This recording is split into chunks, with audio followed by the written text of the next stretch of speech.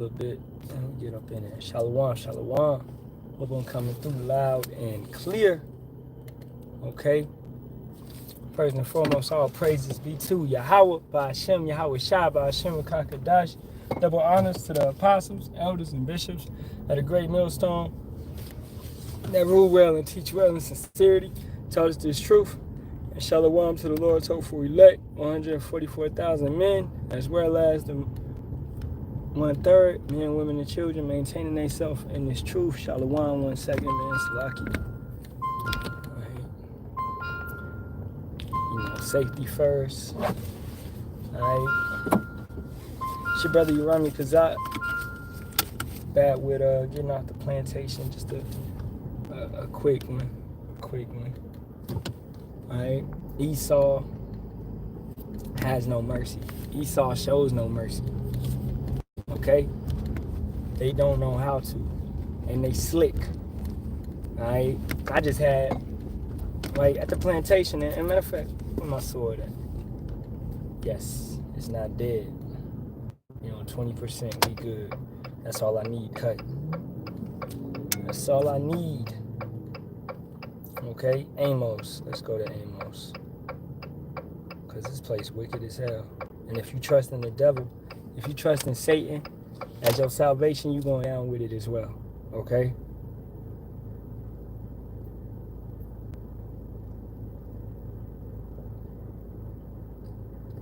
Amos 1:11.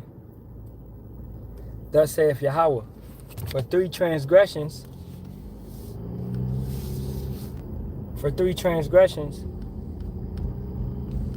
of Edom, and for 4 I will not turn away the punishment thereof, because let me get over, man.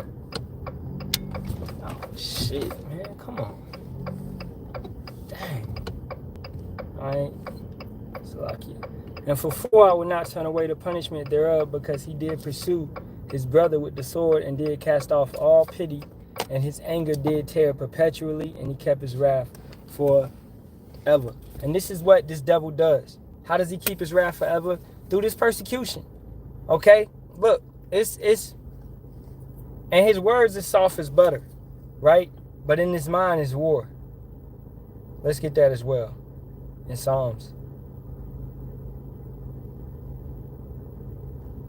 Psalms 55:21. The words of his mouth were smoother than butter, but war was in his heart. His words were softer than oil, yet were they drawn swords. Esau, he'll tell you one thing, but then he'll do something completely opposite. Alright? And I ain't getting on here to rant or nothing, but understand, I was talking to my boss, right? And who is this? I think January. Okay? No, Slacky. It was in June. I was telling him I was thinking about taking a vacation. Alright? I ain't had no vacation time, but I had already bought a ticket before I started the job. Plane ticket. Putting it on or whatever. So he was and I had been working there for about 8 months. 7 months, whatever. And he was like, yeah, you should. Boom, boom, boom, go ahead. Okay, this is what he's telling me. So now, I took a little vacation for 10 days. Come around the day, what does Esau do? He writes me up, right? And he includes those days. He includes those days that he allowed me to take, that I wrote up absences for, and explain the situation, and that they said it would be okay. Okay? But they took upon themselves to use that instance to go and commit war against me. Because what's war? Writing me up, right? Trying to put my job in jeopardy. Trying to put my livelihood in jeopardy. Me paying they stupid ass bills. Me paying for this car, me paying for the house, me paying, putting food on my kid's table, in my mouth, whatever it be. Basic shit. Right? And after this whole ordeal, I ain't tripping because I know, man. Yahawah Shem Yahawashi is controlling this. But understanding that that snake was just waiting to bite. He set me up. Take into account also that my wife had a miscarriage, right? So they was like, it's all good. Take your time off. Take as much time as you need. Take as much time as you fucking need, right? But then they also included that in the write-up. And I'm like, what? You talking about excessive absences? I'm like, I told you about all this. All of this stuff. This is life. Life happens, right? And I told Esau about all this. If I'd known that they was going to trip like this, then I would have handled the situations differently. I wouldn't have took vacation, okay? And I probably would have, well, nah, fuck it, man. Family miscarriage, shit like that. I probably would have still stayed out, right? I wouldn't have stayed out as long. Maybe 3 days instead of 5. You know, handle situations differently. This snake is always gonna bite you. A snake is always gonna bite. It's never your friend. When they talk, you shouldn't hear words. You should hear hissing. You should not hear words. When Esau is speaking, he's hissing. It doesn't matter what he says. Alright? His words may be soft and smooth as butter, but in his mind and his heart is war. He always has war in his heart, in his mind. Going back to Amos 1 and 11. Perpetually he's against you. That's forever, continuously. Right? So Esau wrote all this shit up, making me look like a bad person, making me look like the bad guy. I come to work, I'm doing all this shit. When they paying me chump change, right? They're not paying you nothing. They're not paying us nothing. Alright? But we still busting our ass. And then they try to bite us on top of that. This is how Esau does. So this letting you know who this devil is, man. He show his true colors. Always he show his true colors. You know? They don't give a damn about you. If you seriously think Esau gives a damn about you, then you a fool. This goes to you, Jake, that go to work and think that your boss is really cool and fucking with you like that. Alright? He's not. They never are. They can play along, but when shit gets serious, I seen it in the military many a times. 2/3 Jakes and Edomites and heathens. You buddy with them. Yeah, y'all might play basketball. Y'all might play ball together. Right?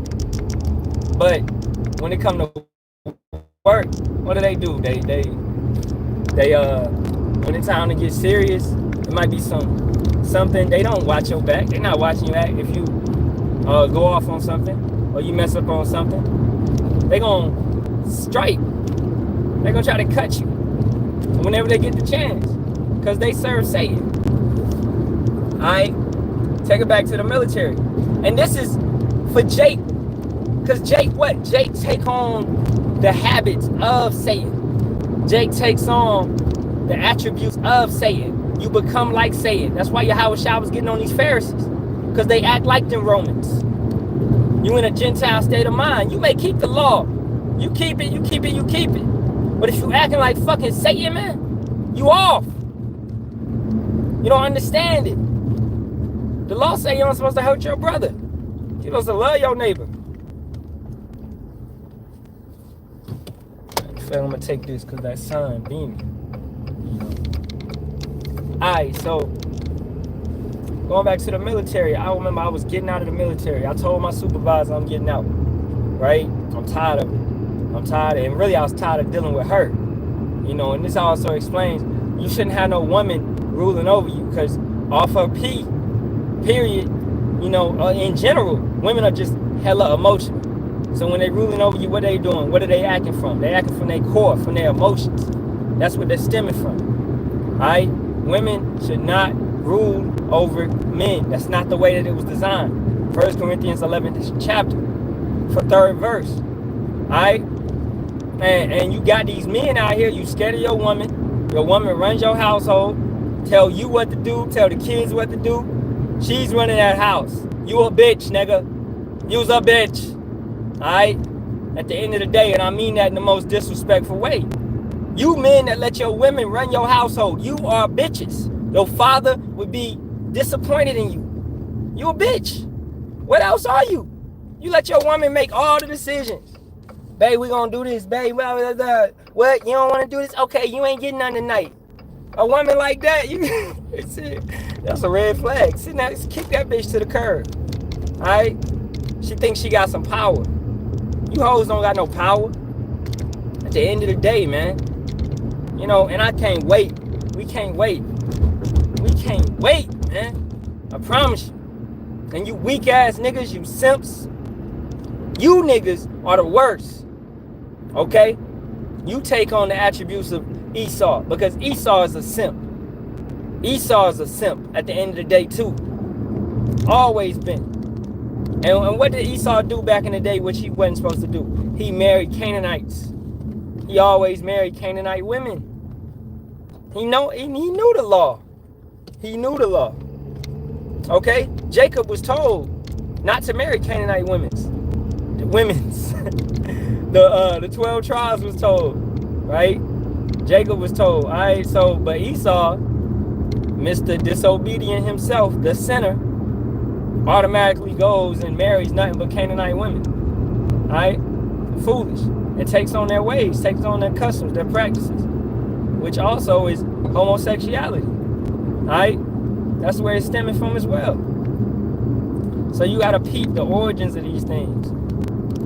Now, back to it. So when I was getting out, I'm telling her I'm about to get out. She like, no, don't get out.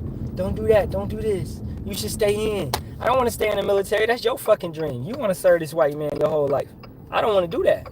I'm not with that. That ain't for me. That ain't what I see. I didn't like this shit. I came in the military just so I could go to college and get up out the hood, get up out the country, so I won't have to sell drugs like my friends, right? So I done did that, and I did 4 extra years, right? So I can get out and go to college. Boom. That's what I was gonna do. It was the best decision. She mad that I'm about to get out, so she on my ass then. She looking for any type of reason to hem me up, and she finally finds something. She called me slipping on some paperwork, and she tried to take that and get me kicked out of the military for it. But Yahawah didn't let that plan fall. He didn't let that plan come to be. So I beat that case. Literally, it was a case where I had to stand in front of the court, had to stand in front of, you know, the chiefs, the higher ups and shit like that. Okay? And basically, they tried to connect to the Wi-Fi. Hey, Salakia, hope I can still be heard. Life will humble you down, you know, and that was a humbling experience. All right, Proverbs 16:19. Better it is to be of an humble spirit with the lowly than to divide the spoil with the proud. So I had to humble down in that situation, and hey, she did catch me on something that I messed up on. So I took that, and I'm like, okay, I messed up. All right, I messed up. I'm just trying to get out of the military. I got 3 months left, you know. Boom, boom, boom. So they threw me a little community service or whatever, well, around base or whatever. And all over something, which if she was a real leader, she would have helped me fix the situation and never hem me up for it. But she was trying to get me. And that's what a woman does. Acts out of emotion, using anything and being spiteful, right? This is what Esau just did to me. Being spiteful, okay? How you supposed to, man, you're supposed to show love. You're supposed to, okay, I know, you know, I had a hard year. And Esau knew that. They know what I went through this year. Losing a child, right? Going through type of illnesses, things like that. All right? Telling me I could go on a vacation when I really couldn't, okay? But my fault was trusting Esau, trusting a snake to actually do right by his word and not try to use it to hem me up, okay? He always gonna use it to hem you up, man. Don't ever think you good, Jake. Don't ever think you good. Okay? That serpent is always gonna strike if he has a chance. He's just waiting. He's just waiting for you not to cut the grass, man. He gonna get you. Whenever you turn your back, he's on you. Alright? So, I peeped that. So you gotta stay on guard. Stay on guard 100%. So, hey, with that being said, man, I hope this was edifying in some type of way, form, and fashion. And they hit too many points. But, matter of fact, let's take it back to Genesis. Verse 1. Third chapter, verse 1. Now the serpent was more subtle than any beast of the field which Yahawah power had made, and he said unto the woman, Yea, hath power said, Ye shall not eat of every tree of the garden. So, it's not an actual serpent, okay? A serpent is not a beast. All right, this is talking about Esau, Edom. This is talking about a man. This is talking about, the spirit of Cain, the spirit of Esau. All right, this is talking about a man that was talking to Eve. And the woman said unto the serpent, We may eat of the fruit of the trees of the garden. But of the fruit of the tree which is in the midst of the garden, power hath said, Ye shall not eat of it, neither shall you touch it, lest ye die. Okay? And this is the same thing, talking about his words are smoother than butter, but it's war in his heart. This serpent knew the entire time, Esau knows the entire time, that what he's telling you is incorrect and it's going against the scriptures. It's going against the law. It's going against the laws, commandments, and statutes. And that if you go and listen to what he says, you're going to break the covenant. You're going to break the verbal agreement that you have set up with the Heavenly Father. And you're going to lose your condition of living forever, right? You're going to be thrown into the flesh and cursed to die, right? So the fall of sons of God, basically, all right? So that's how the tactics ain't changed. Esau is going to come and hit you the same type of way. It may be in a different form of fashion. It may look different, but it's the same way at the end of the day, okay? That's how Esau strikes. That's how Esau comes. He always going to attack like that. You understand? So, hey, with that being said, all praises be to Yahawah, by Hashem, Yahawashi, by Hashem, Kakadash. Double honors to the apostles, elders, and bishops of the great millstone that rule well and teach well and sincerely taught us his truth. And Shalawam to you brothers out there pushing and preaching this 100% doctrine, as well as the 1/3 men, women, and children. All right, Shalawam, Kwam Yasharahla, and a Bible ball to this wicked nation. Shalawam.